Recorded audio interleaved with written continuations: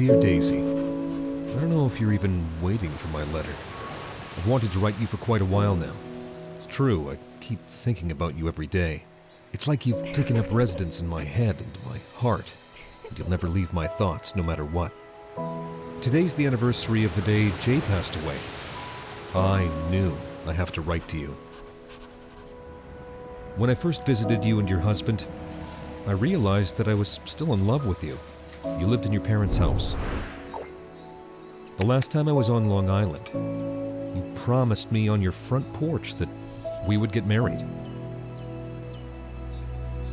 Then the war, my military service, Spain and France, my injury.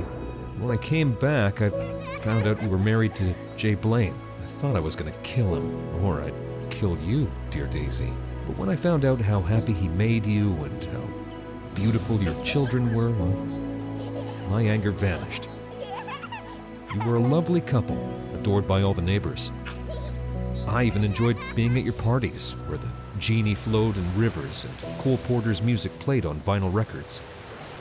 Your husband, Jay, used to ask me about my new job as a detective. I remember often entertaining you with stories of jealous men looking for proof of their wives' betrayal. I also remember the moment when you stopped laughing at those stories. You looked at Jay and could hardly hold back tears in front of your guests. You had just recently celebrated your 4th anniversary. It was literally a week before you came to my office. I was surprised, a little scared. I didn't know how to talk to you. But you didn't come to see a friend. You came to see a detective. You wanted me to find out if Jay was loyal to you.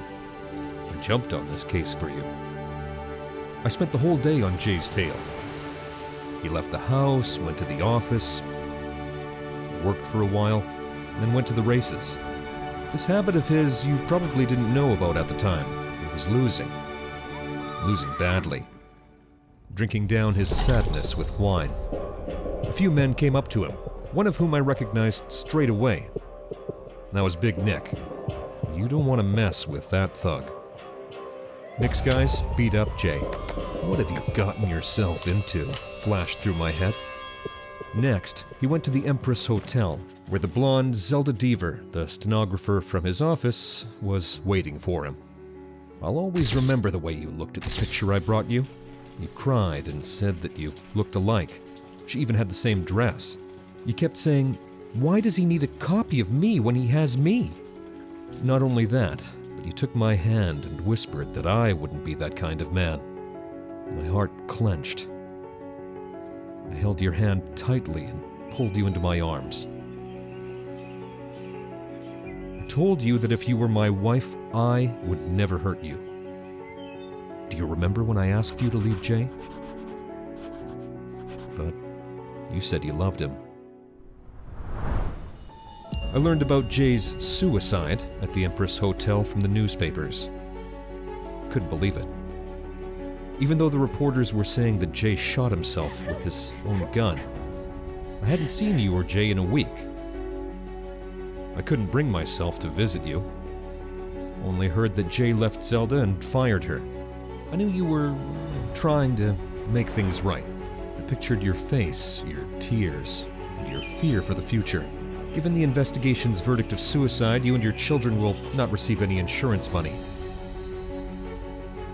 I remember breaking out in a sweat. I paced back and forth in my office, reflecting on the fact that I had never handled a homicide investigation. Most of the time, my clients are either looking for someone, looking for dirt, or looking for a loyalty audit. I knew I had to do it for you. For your kids. I already knew where to start. I had to find out how much trouble Jay was in with Big Nick. That's why I decided not to say anything to you. I didn't want to give you any hope that I might get to the truth. I went to the Green Hat Bar, where there were usually a lot of Irish folks. There I met an old friend of mine from the military. Liam O'Connor wasn't all bad guy, but after the war everyone was earning the way they could. Liam belonged to Big Nick's gang. When he figured out I was asking about Nick's business, he became quite discreet in his words and lowered his voice to nearly a whisper. It turned out your dead husband wasn't just a fierce gambler on the pawns. He was also a card shark, and he was pretty bad at it. But that didn't stop him. Liam revealed that Jay had lost a lot of money to Nick and had also screwed him over with one business where they were both supposed to make some money. Big Nick was running his business at the Empress Hotel restaurant. I headed over there, feeling sure I could find out something. I wondered if he'd swatted Jay down, so it would be a lesson to all the debtors. I've seen Big Nick's kind before. Therefore, I was brought to him as soon as they realized I was sniffing around in the hotel. Nick pointed toward an empty chair. I sat down. We were brought coffee cups with whiskey inside. The conversation was plain, very brief. Nick said right away that he hadn't killed Jay. Because why kill someone who was about to return his money? Nick reiterated that his business is not built on corpses. He told me that the police rarely take on cases where there's a hotel owner's name. Murder's not much of a business promotion, you know? Do you want to know who settled Jay's score? All right, I'll give you a hand here. I'd like to find out myself who took away my money. Big Nick honored his word, and I was taken to the room where it all happened. No one had touched the crime scene yet. I was struck by the disorder. Chairs were knocked over, glasses broken. That's when, dear Daisy, I realized I was right. Your husband was murdered. All those were signs of a fight. The hotel employee said there was a woman in the room with Jay, but she left before the shot rang out. I had a picture with me that I once took for you. The employee confirmed that Zelda was the one he saw that night. I went outside to look at the fire escape. There were a few wooden boxes under the ladder. I got the sense that someone was trying to reach the ladder. There were heel marks on the box. Later, I found a broken heel. Apparently, Gorgeous Zelda broke her heel when she was climbing into Jay's room, or when she was running away after the murder. I was staring at that heel and thinking of you, poor Daisy, who was trying to work things out with your husband. The hatred of an abandoned mistress has robbed you of your happiness. But that wasn't enough. I needed to see Jay's belongings from the night of the murder. To my surprise, Big Nick gave me that opportunity as well. In response to my joke about whether he owned all of Long Island, Nick only smiled and replied, "Not yet." One of Nick's guys accompanied me to the police station. He spoke to a policeman, and a few minutes later I was led to the evidence room. The policeman pulled out the right box and sternly told me that I had 5 minutes. The box contained Jay's personal effects. What caught my interest, however, were 2 train tickets to Florida and a business card from a lawyer named Decker Rain. After the visit to the police station, I walked nervously down the street. I kept thinking about Zelda and Jay. Were those tickets for the 2 of them? Did he really want to sneak away with Zelda? And what went so wrong? Why did Zelda kill her lover? Or were there tickets for you? With these reflections, I reached Decker Rain's office, and though there was some Latin phrase on his door, something about fairness and customer protection, after getting $5, he told me everything. As it turns out, Jay was planning to take out a mortgage on your house to get a substantial amount of money. However, according to Decker, he never showed up with the signed agreement. There were no mortgage documents among the evidence. Then where are they? More importantly, I was trying to determine if you knew about it. Perhaps this was your way of saving Jay from his debts to Big Nick? The next day I ventured over to Big Nick's house, but he said he hadn't negotiated any mortgage on the house with Jay. What if your husband just wanted to escape with the money for the house, leaving you and the kids behind? That made me angry. If that's true, I would have killed Jay myself. I decided to track down Zelda Deaver. I didn't see much throughout the evening. She was having fun with some men, laughing loudly and acting all girlish. She didn't seem to be grieving for Jay. Then I rushed to your place, I remember all my thoughts went to pieces when I saw you. I was at a loss to tell you everything I knew. God, you were so pissed off, yelling that I was meddling in your life without permission. You said I had no right to pass myself off as a prince in shining armor. I understood why you were angry with me, or rather, I do now. I've been trying to get you to go to the police. After all, the evidence would open a case and bring Zelda deeper to justice.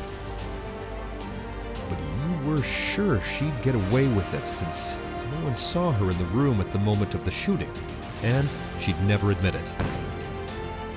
You asked me to forget the whole thing. You said that maybe Jay had really shot himself out of desperation. So you held me in your arms and whispered that you and I would work it out. That's when the happiest 6 months of my life began. But they ended when I met Zelda accidentally in a restaurant. We got to talking, and I pretended I didn't know her. She was still missing Jay. Everyone deals with their grief the way they can, she told me. What helped her was the frenzied party that never ends. Later on, Zelda got so drunk that she had no control over her words. She said that she could have lived with her sweetheart in Florida for 6 months. They were going to buy a house there because he needed to get away from his troubles. It was the 2nd of September. Now do you see where I'm at? That's right, I got drunk with Zelda that day. When I came to our house drunk, I started looking for a pair without a heel among your shoes.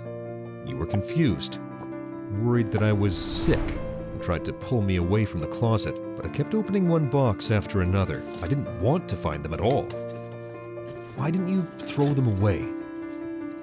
Why did you keep that damn pair with no heel? You recognized your shoes in my hands and froze. I was in some weird, deep daze, so I didn't even notice you left the room. When you came back, I was still there, not moving. You started comforting me, stroking my hair, but I noticed a knife behind your back. You tried to stick a knife at me. But I didn't want to hit you, I just bounced away. I tried to take the knife away. I had to use force against you, and the chase turned into a fight. At some point, you fell and hit your head against the wall, losing consciousness. 1 second seemed like an eternity. I didn't know what to do until your children came back home. That's when I realized I wasn't going to leave them with a person who decided to stain their hands with the murder of 2. I called the police. The children and I are doing well, by the way. They are in my custody, and they know everything. I suggested that they write you something, but we decided that my letter would be enough. We're leaving Long Island soon. When you get out of jail, you won't be able to find us. It's a shame love makes us so blind. You, of all people, should understand that. Goodbye, Daisy.